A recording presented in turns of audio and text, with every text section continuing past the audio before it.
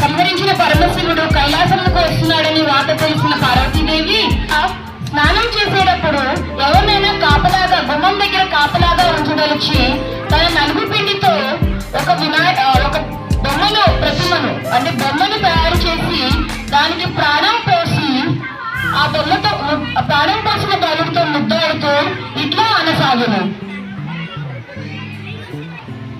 చెప్పమ్మా. చూడు నాయనా, నేను స్నానం చేయడానికి వెళ్తున్నాను. నువ్వు ద్వారం దగ్గర కూర్చో.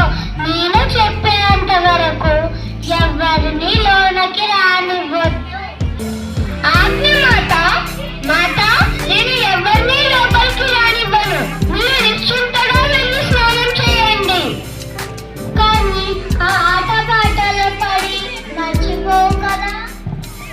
లేదు మాత, మీరు చింతించకండి.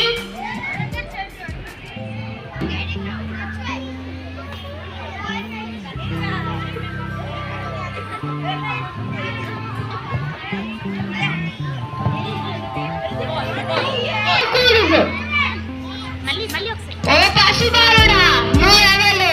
ఇలా నా దాన్ని ఎందుకు ఆపుతున్నావు? నేను గౌరీ పుత్రులను.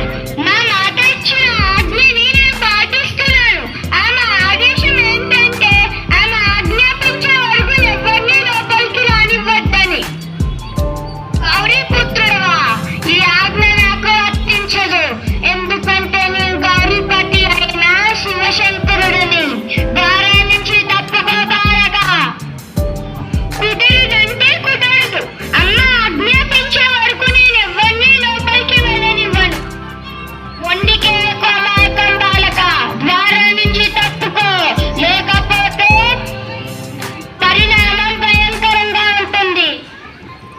పరిణామం ఏదైనా సరే, సూర్యుడు పశ్చిమం నుంచి రావచ్చు, చంద్రుడు తన మార్గాన్ని మర్చిపోవచ్చు, కానీ నేను మాత్రం నా జన్మ మార్గాన్ని వదులుకోలేను. ఓ మూర్ఖబాలగా!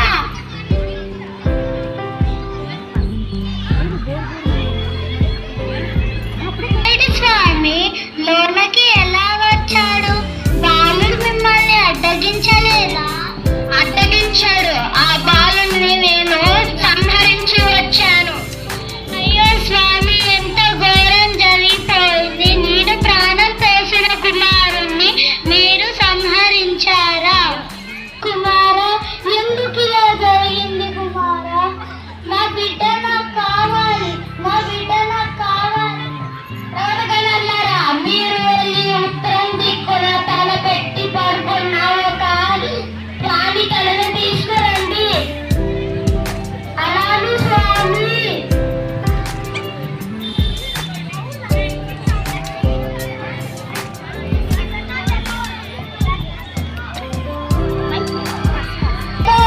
చూద్దాం రండి. అక్కడ చూడు, వినాయకుడు ఏనుగు తలగా ఉంది.